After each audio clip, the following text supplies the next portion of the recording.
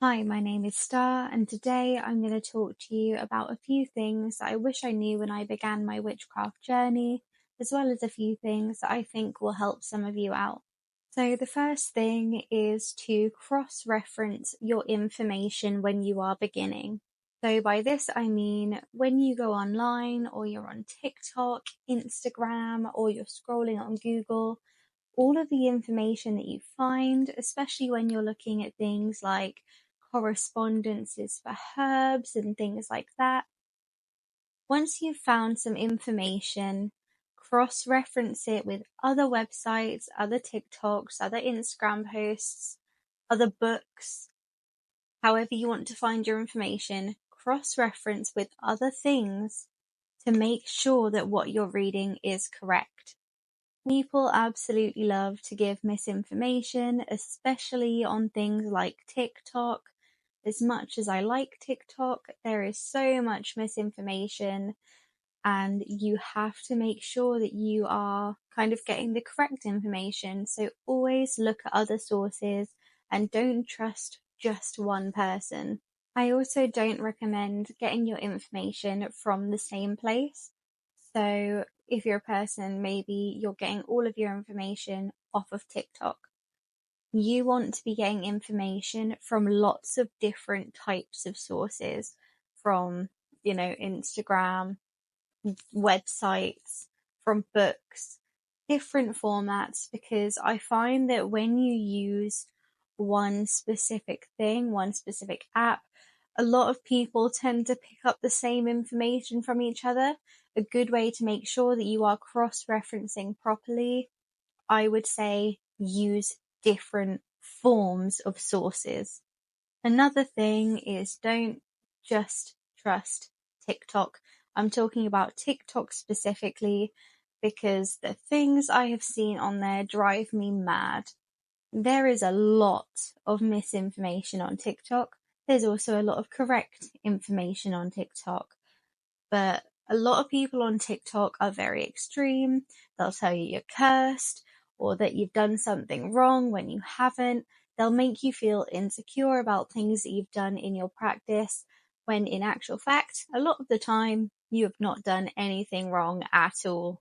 I see a lot of witches beginning in the comments on these TikToks, and they're freaking out, or they've made a post and it's a canon event. There's nothing I can do in that moment, but I'm just like, God, please stop getting all of this information from TikTok.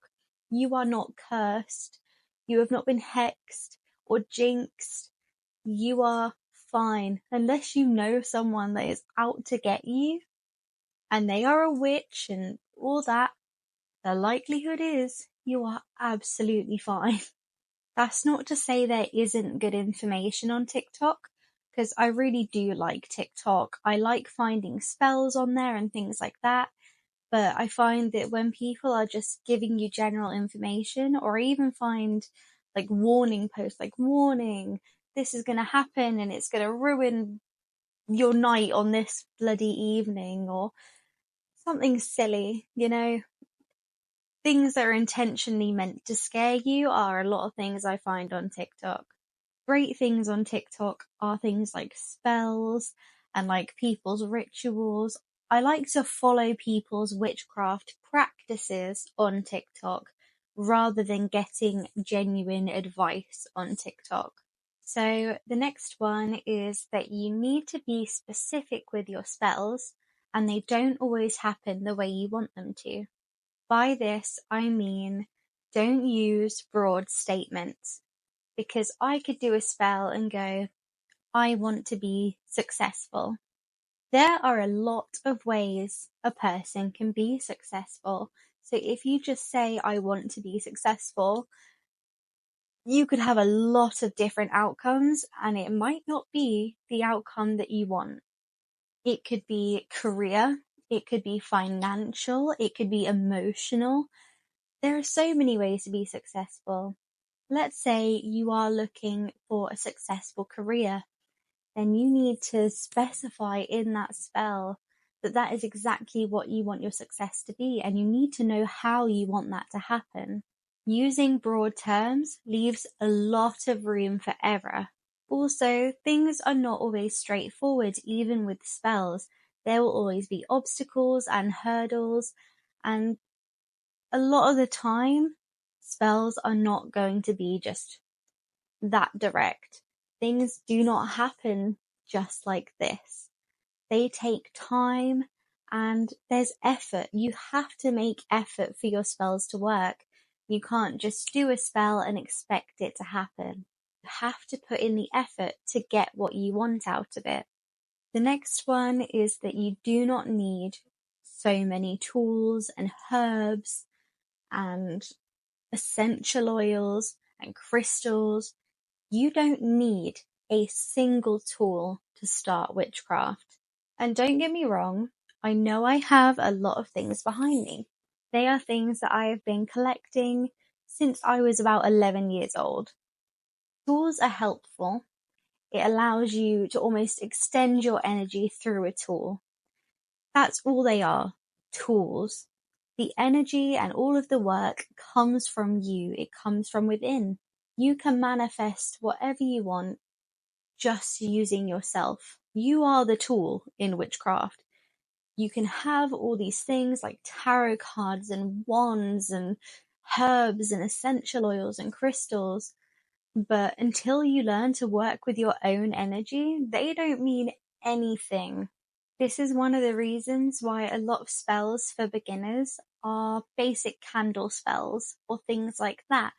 They require minimal tools and they allow you to just focus your energy on that candle. It's not that the candle is actually making that spell work, you are making that spell work. But having those tools can allow you to better focus your energy on the intent. That doesn't mean that tools are not useful at all. And I'm going to use crystals as an example here. Crystals carry their own energy and they can help to influence your energy and influence the way that you think and behave. They affect the energy around you because they carry their own energy. Think of it like you've got your own big ball of energy, and that crystal also has its own ball of energy.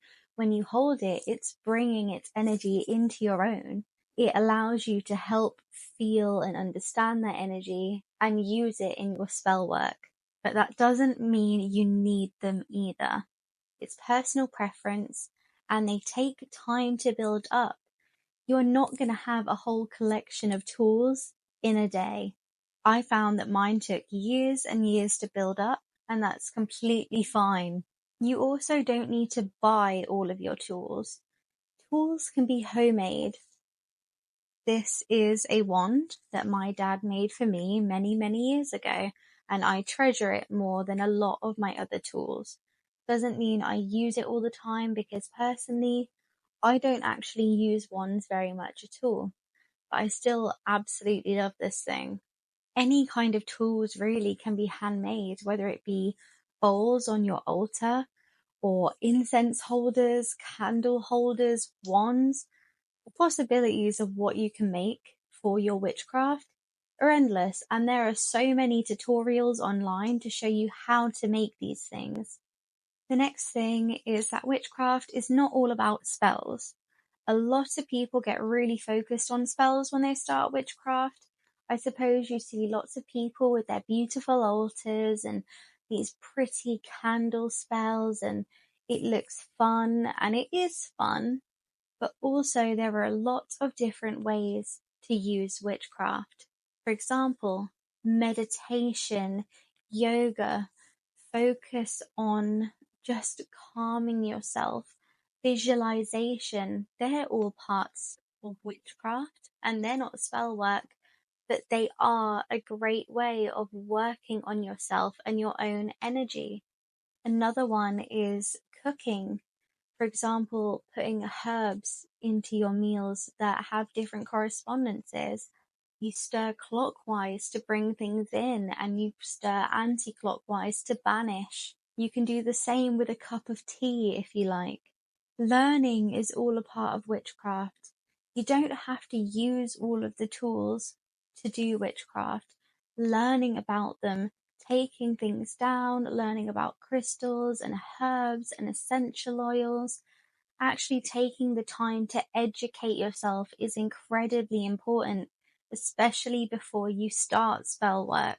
Another one is sigils. They're easy to make. I also have a video on how to make them. They are a really easy form of witchcraft, and I very much recommend them for beginners. As exciting and fun as spells are, I don't recommend just going straight into them before you've done all of your research. The next thing is that you don't have to put labels on your witchcraft. I am so sick of people thinking they have to be a specific kind of witch or a specific kind of Wiccan or anything like that, because you don't. You don't have to know that. If you haven't practiced, how are you supposed to know what interests you have in witchcraft? And just because you have got a label, if you do have a label on your witchcraft, that doesn't mean you can't dabble into other things. Just because I could be a green witch doesn't mean that I can't dabble into lots of divination. You don't need a label for the witchcraft that you do. I find the whole point is just to explore lots of different things. It's to find out what you're interested in. You never know until you try these things.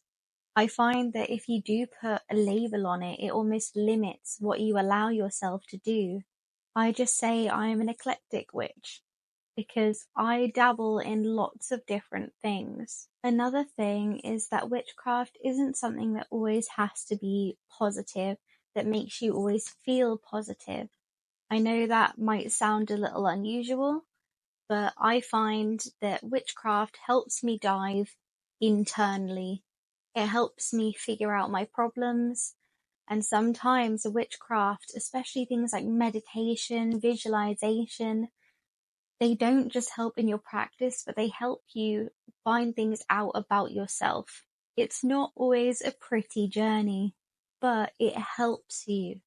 It can help you kind of figure out who you are and what your interests are, and look into parts of yourself that maybe you are afraid to.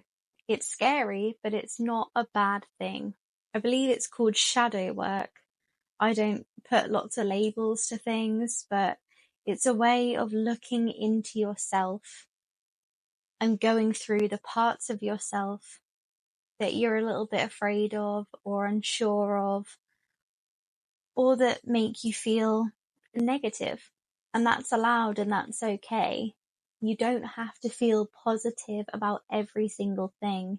It doesn't mean it won't have a positive outcome in time. The next thing is to learn to trust your intuition. As a witch, you need your intuition and you develop it and it gets stronger and more accurate. You have to learn to trust those feelings and go with them, and in time, because it doesn't just happen right away, but in time it will allow you to be a lot more intuitive, to get more things right, especially when you're doing things like divination, for example. Your intuition might not always be right to begin with, because I find as people, as we go day to day, we often ignore our intuition or we go against our intuition, and that can result in your intuition almost becoming weaker. But if you learn to do things to strengthen your intuition, over time you will find that it is a lot more accurate. I think it's very important to be able to trust yourself and the thoughts that you have. Mine's nowhere near perfect, but it's a lot better than it was several years ago. For now, I think they're the most important things to know. I can't think of anything else off of the top of my head, but I think they are all very important things to know when you are practicing and beginning to practice witchcraft.